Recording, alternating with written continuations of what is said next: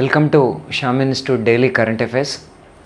మనకి ఈరోజు అంటే అక్టోబర్ 28న వైఎస్ఆర్ ఆరోగ్యశ్రీ పథకం పరిధిలోకి 809 అంశాలని చేరుస్తూ సీఎం జగన్మోహన్ రెడ్డి ప్రారంభించడంతో ఇప్పటికే గల 2446 వ్యాధులతో కలిపి మనకు 3255 చికిత్సలకి మనకు ఈ పథకం వైఎస్ఆర్ ఆరోగ్యశ్రీ పథకం అందుబాటులోకి వచ్చినట్టు అయింది. ఉచిత వైద్యం.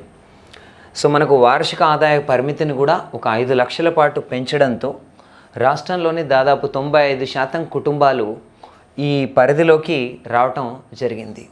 ఓవరాల్గా చెప్తున్నట్టయితే మనకు 1,41,23,843 కుటుంబాలు దీని ద్వారా లబ్ధి పొందబోతున్నాయి.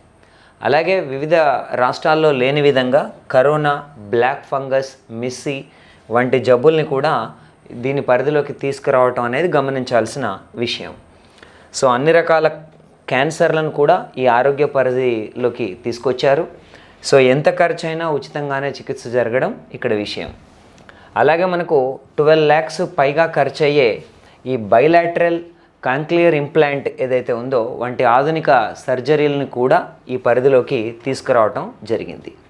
ఇక మనకు ఆల్రెడీ వైఎస్ఆర్ ఆరోగ్య ఆసరా అంటే చికిత్స పూర్తయిన తర్వాత కూడా ఇంట్లో వెళ్ళి ఇమీడియట్ కోలుకునేంత వరకు ఉపాధి ఉండదు కాబట్టి అలాంటి వాళ్ళకి ఒక నెలకి గరిష్టంగా 5,000 లేదా ఒక రోజుకి 225 రూపాయలు ఇచ్చే ప్రోగ్రాం కంటిన్యూ కాబోతుంది.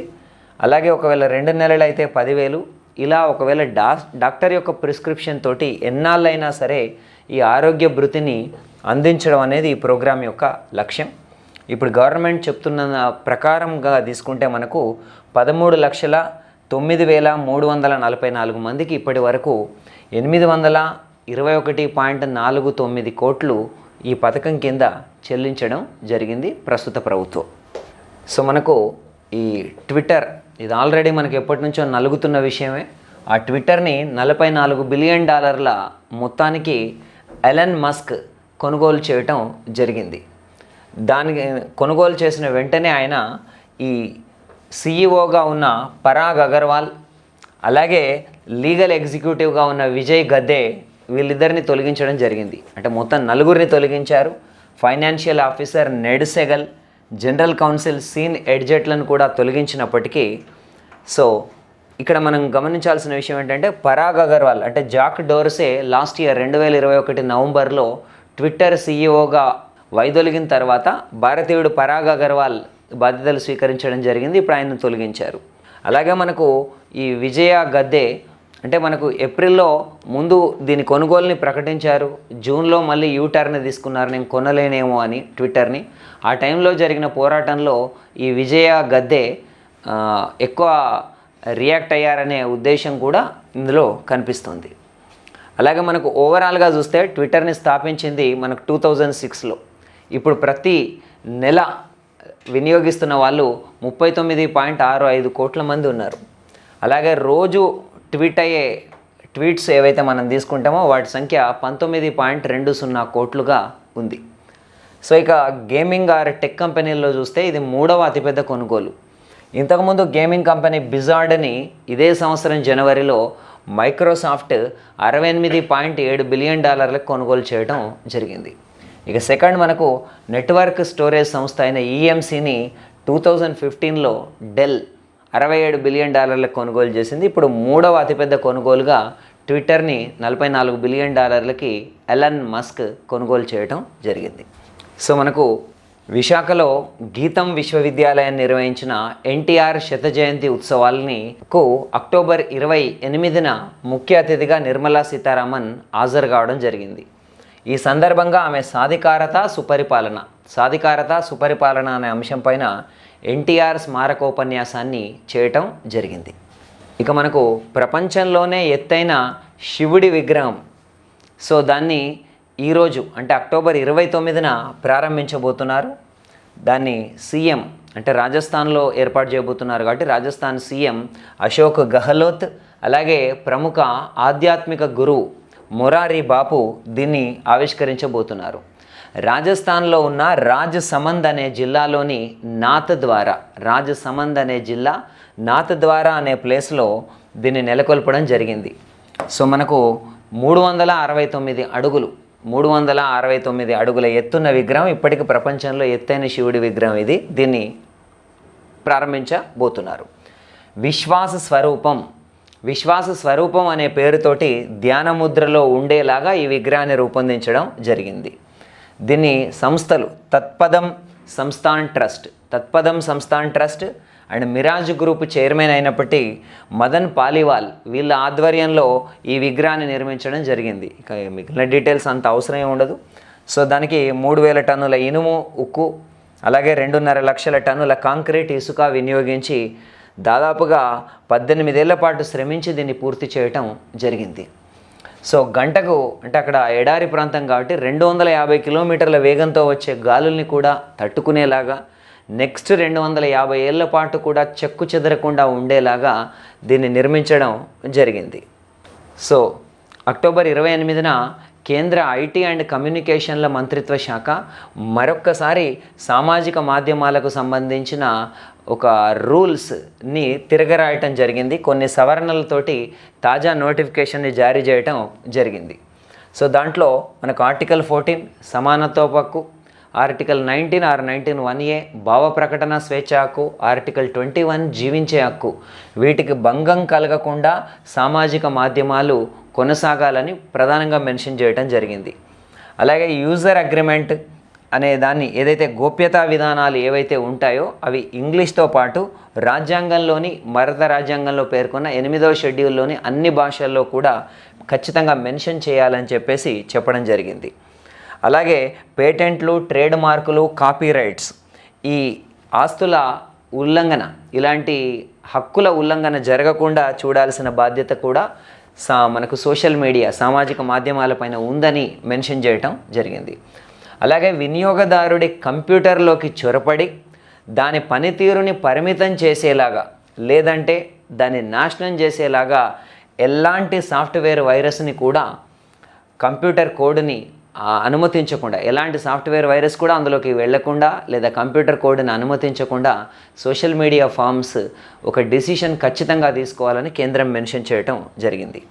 అలాగే ఎవరైనా ఈ యొక్క ఫ్రాడ్కి గురై, మోసానికి గురై దీనికి సంబంధించి సోషల్ మీడియాలో కనుక ఫిర్యాదు చేస్తే 24 గంటల్లోపు దాన్ని గుర్తించడంతో పాటు 15 రోజుల లోపల దానికి కావలసిన పరిష్కారాన్ని ఖచ్చితంగా చూపాలి అని చెప్పేసి సోషల్ మీడియాకి కేంద్రం నిర్దేశం చేయటం జరిగింది. అలాగే కమ్యూనికేషన్ లింక్కి సంబంధించి దాన్ని తొలగించడం కానీ, ఒకవేళ ఏదైనా కావచ్చు పైరసీ లేకపోతే ఏదైనా మాల్వేర్ ఇట్లాంటి వాటికి సంబంధించిన ఫిర్యాదు అందితే దానిపైన సత్వరంగా స్పందించాలి. వితిన్ 72 అవర్స్, 3 రోజుల లోపల దానికి సంబంధించిన ఒక సొల్యూషన్ ఇవ్వాలని కూడా దీంట్లో మెన్షన్ చేయటం జరిగింది. సో మనం నిన్న ఆల్రెడీ IIFT కాకినాడలో ప్రారంభమైందని చెప్పుకున్నాం. ఇప్పుడు మనకు దీంట్లో మరొకటి ఏదైతే ఉందో IIP, సో మనకి ఇండియన్ ఇన్స్టిట్యూట్ ఆఫ్ ప్యాకేజింగ్ అంటున్నాం. దీన్ని కూడా మొదట కాకినాడలోనే తీసుకురావాలనుకున్నారు. ఇప్పుడు ఆల్ ఆఫ్ సడన్గా దీన్ని అక్టోబర్ 28న కాకినాడ బదులు విశాఖలో నెలకొల్పుతున్నట్టు నిర్మలా సీతారామన్ కేంద్ర ఆర్థిక మంత్రి ప్రకటించడం జరిగింది. So Indian institute of packaging కొత్తగా విశాఖపట్నంలో వస్తుంది.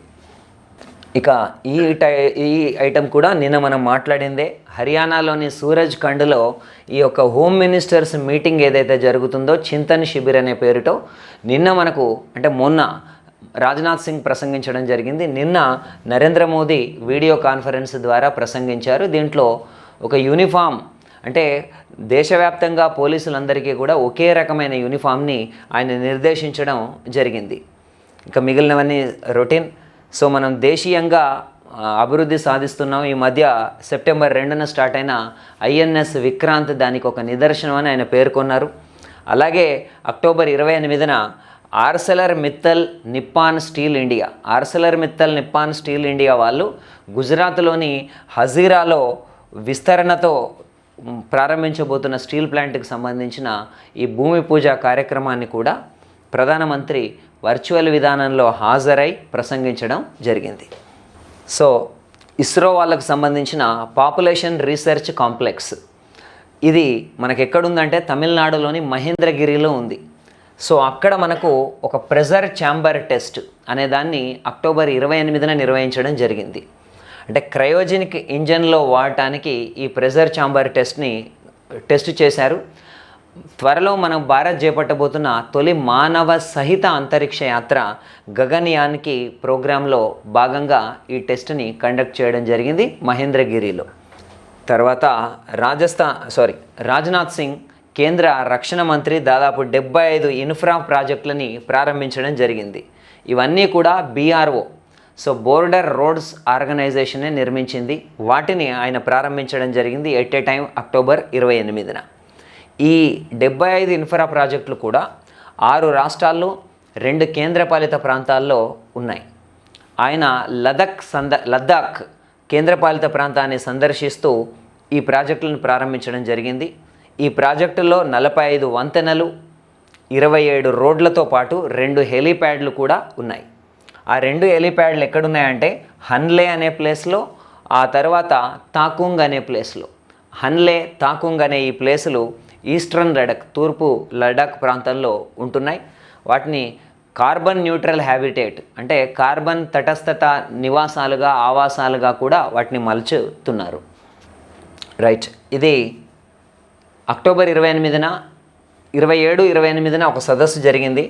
19th annual meeting of Valdai discussion club అంటాం. 19వ వాల్దాయ్ డిస్కషన్ క్లబ్కి సంబంధించిన ఒక మీటింగ్ మాస్కోలో జరిగింది. దీంట్లో రష్యా అధ్యక్షుడు Vladimir Putin a post hegemonic world, justice and security for everyone, a post hegemonic world, justice and security for everyone అనే అంశం పైన ప్రసంగించడం జరిగింది. ఆ ప్రసంగం చేస్తూ మోదీని ఒక గొప్ప పేట్రియాట్గా మనకు కనిపిస్తుంది కదా, నిరంతర దేశభక్తుడిగా వ్లాదిమిర్ పుతిన్ కొనియాడడం జరిగింది. దీనికి ముందు మనం కనుక బ్యాక్గ్రౌండ్ చూస్తే, రాబోయే నవంబర్ 8న భారత విదేశాంగ మంత్రి ఎస్ జైశంకర్ మాస్కో వెళ్ళి ఒక రోజు పాటు రష్యా యొక్క విదేశాంగ మంత్రి సెర్గీ లావ్రోవ్తో భేటీ కాబోతున్నారు. ఈ నేపథ్యంలోనే ఇది జరిగింది. ఆ భేటీ తర్వాత మీకు నవంబర్ 15 and 16లో బాలి, ఇండోనేషియాలోని బాలిలో G20 సదస్సు కూడా జరగబోతోంది. ఆ నేపథ్యంలో పుతిన్ ఈ విధంగా వ్యాఖ్యానించడం జరిగింది. తర్వాత అక్టోబర్ 28న ముంబైలో ఒక UN కౌంటర్ టెర్రరిజం మీట్ అనేది జరిగింది. UN కౌంటర్ టెర్రరిజం మీట్కి ఎస్ జైశంకర్ విదేశాంగ మంత్రి హాజరు కావడం జరిగింది. ఆయనతో పాటు గబోన్ యొక్క విదేశాంగ మంత్రి మైకెల్ మౌసా అడామో కూడా హాజరు కావటం జరిగింది. భారతదేశంలో 2021లో మనకు 1,210 టీబీ కేసులు నమోదవుతున్నట్టుగా ప్రకటించారు. ఇది గతంలో వచ్చిన రిపోర్ట్ 2015లో చూస్తే అప్పుడు 1,256 కేసులు ఉన్నాయి. అంటే అప్పటితో పోల్చి చూస్తే దాదాపుగా 18% తగ్గినట్టు లెక్క. ఈ వివరాల్ని WHO గ్లోబల్ టీబీ రిపోర్ట్ 2022 పేరిట విడుదల చేసిన రిపోర్ట్లో అక్టోబర్ 27న వాళ్ళు ఈ రిపోర్ట్ని మెన్షన్ చేయడం జరిగింది. దాని నుంచి కేంద్ర ఆరోగ్య మంత్రిత్వ శాఖ వివరాల్ని ప్రకటించింది. సో ఇప్పుడు మనకు టీబీకి సంబంధించినప్పటి ఈ ఇన్సిడెన్స్ రేట్స్ వీటిలో భారతదేశం 36వ స్థానంలో ఉంది, ఈ టీబీ కేసుల నమోదు వీటన్నిటికి సంబంధించి. అలాగే WHO నివేదిక ప్రకారంగా తీసుకున్నట్టయితే 10.6 మిలియన్ ప్రజలు, 10.6 మిలియన్లు లేదా 1.06 కోట్ల ప్రజలు 2021లో టీబీ బారిన పడ్డారు. ఇది ఒక 4.5% వృద్ధి గతంతో పోల్చి చూసినప్పటికీ. 2020లో ఉన్న 1.6 మిలియన్తో పోల్చి చూసినప్పుడు ఇది వృద్ధి. సో అలాగే మనకు ఓవరాల్గా చూసుకుంటే భారతదేశంలో 21.4 లక్షల టీబీ కేసులు 2021లో నమోదయ్యాయి. అది గతంతో పోల్చి చూసినప్పుడు అంటే 2020తో పోల్చి చూసినప్పుడు 18% వృద్ధి. ఇక ఫార్ములా 1కు సంబంధించి 2023 షెడ్యూల్ని ప్రకటించారు. ఇప్పుడు రేసుల సంఖ్య, మ్యారథాన్ రేసుల సంఖ్య మనకు 24కు పెరిగింది. అంటే గతంలో ఉండి మధ్యలో తొలగించబడిన చైనా, ఖతార్ రేసులకి ఈ ఈవెంట్లో 2023లో స్థానం లభించింది.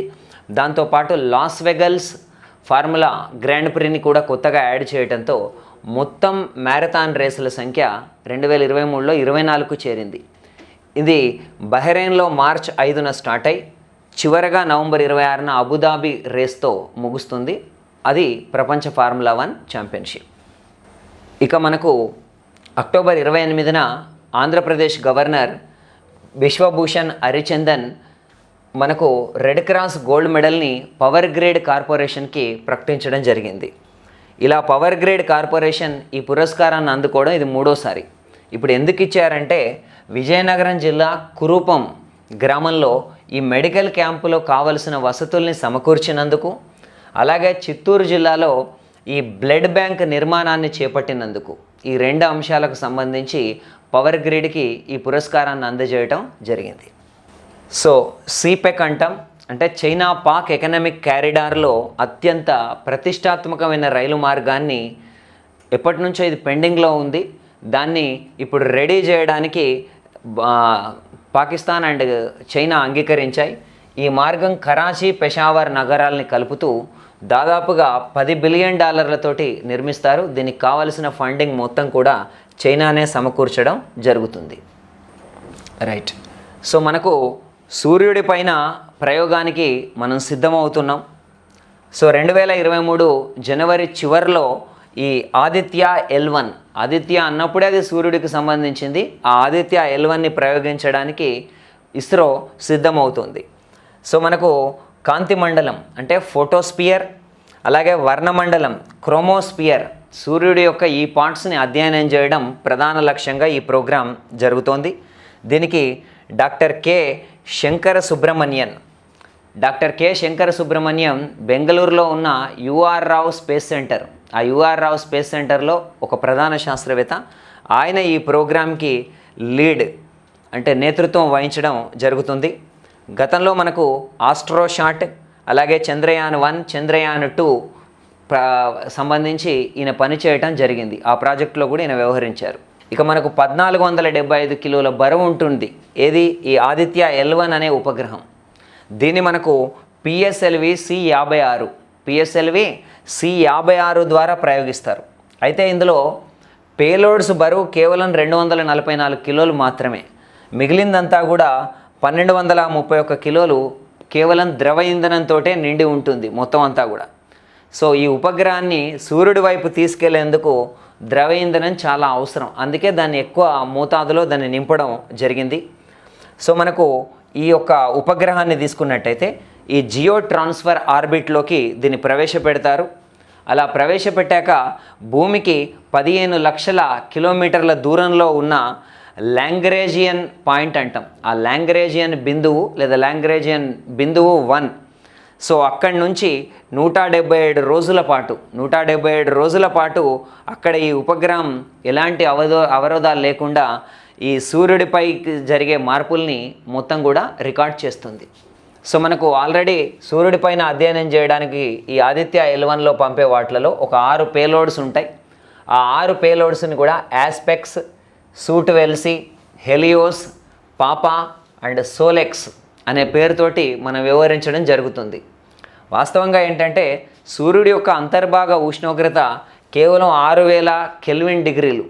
కానీ సూర్యుడి యొక్క వెలుపలి వలయమైన కరోనాలో మాత్రం విపరీతమైన 10 లక్షల డిగ్రీల సెల్సియస్ ఉష్ణోగ్రత అనేది మనకు అక్కడ 10 లక్షల డిగ్రీల కెల్విన్ ఉష్ణోగ్రత అనేది మనకు కనిపిస్తుంది.